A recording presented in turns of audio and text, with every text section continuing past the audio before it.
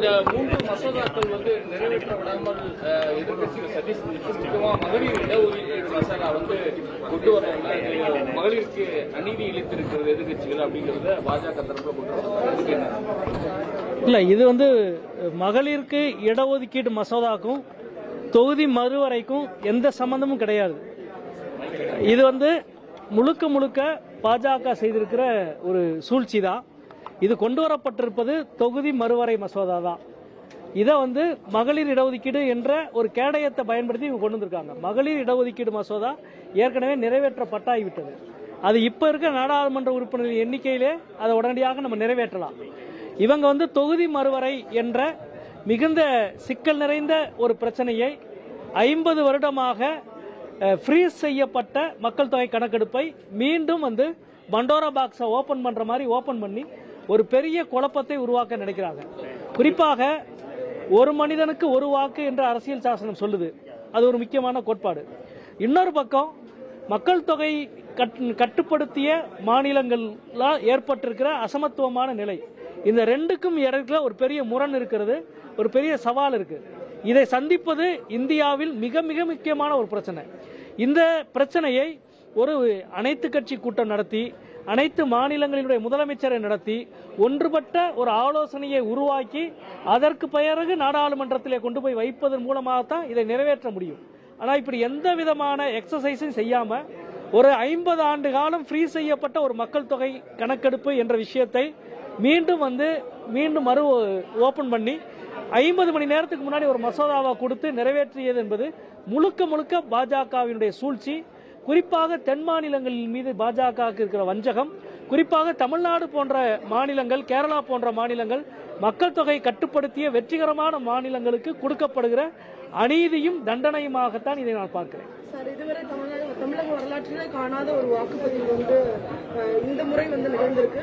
இது சில பேர் வந்து புதிய கட்சிகளோட வரவுன்றனாலதான் அப்படின்ற ஒரு கருத்து அப்படி இருக்கு. உங்களோட கருத்து இல்லைங்க, அதாவது போன சட்டமன்றத்தை விட தேர்தலை விட இந்த சட்டமன்ற தேர்தலுக்கு 21 லட்சம் வாக்குகள் தான் கூடியிருக்கு.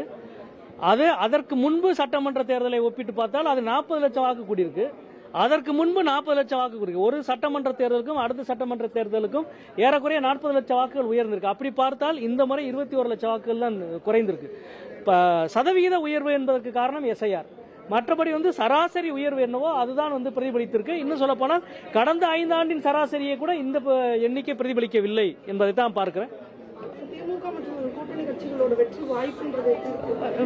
மற்றும் கூட்டணி கட்சியினுடைய வெற்றி வாய்ப்பு மிக பிரகாசமாக இருக்கிறது. இயல்பாகவே வந்து 3-4 அணிகள் போட்டியிடுகிற பொழுது ஆளுகிற கட்சியினுடைய அணிக்கினுடைய வாக்கு சதவீதம், வாக்கு வித்தியாசம் என்பது அதிகமாக இருக்கும். இயல்பாக வெற்றி வந்து மிக அதிகமாக கிடைக்கும் என்று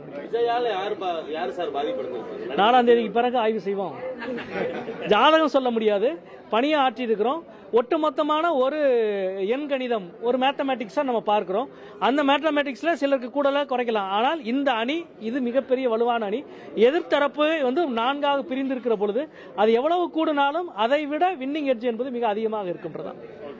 மதுரை சம்பந்தப்பட்ட விஷயம், மதுரையில் இப்ப வந்து கோட் ஆஃப் கான்டக்ட் இருக்கிறனால, தேர்தல் நடைமுறை தொடர்ச்சியாக இருக்கிறனால மாபெரும் சித்திரை திருவிழாவை முறையாக சிறப்பாக நடத்துவதற்கான வழக்கமான கலந்தாய்வு கூட்டங்கள் எதுவும் நடக்கல. சட்டமன்ற உறுப்பினர்கள், நாடாளுமன்ற உறுப்பினர்கள், அமைச்சர்களை கொண்ட கலந்தாய்வு கூட்டம் கடந்த ஆண்டெல்லாம் 4 முறை நடத்தணும். இப்ப எதுவும் நடக்கல, கோட் ஆஃப் கான்டக்ட் இருக்கிறதுனால. ஆனாலும் நாளை அல்லது நாளை மறுநாள் வந்து மாவட்ட ஆட்சியரை பார்க்க இருக்கிறேன். கடந்த ஆண்டை விட சிறப்பான ஏற்பாடுகளை மாநகராட்சி நிர்வாகமும் அறநிலையத்துறையும் மாவட்ட நிர்வாகமும் உறுதிப்படுத்த வேண்டும் என்று தெரிவித்துக் கொள்கிறேன்.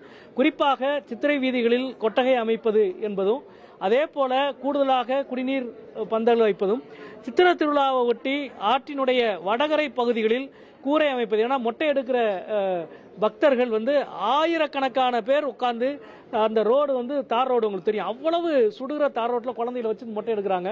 அதுக்கு பந்தல் போடணும், அது ரொம்ப முக்கியம், அதை செய்யணும். அதே போல முதலுதவி வசதிகள் போன்ற விஷயங்களில் கூடுதல் விழிப்புணர்வோடு மாவட்ட நிர்வாகமும் மாநகராட்சி நிர்வாகமும் அறநிலையத்துறையும் செயல்பட வேண்டும் என்பதை உங்கள் வாயிலாக கேட்டுக்கொள்கிறேன்.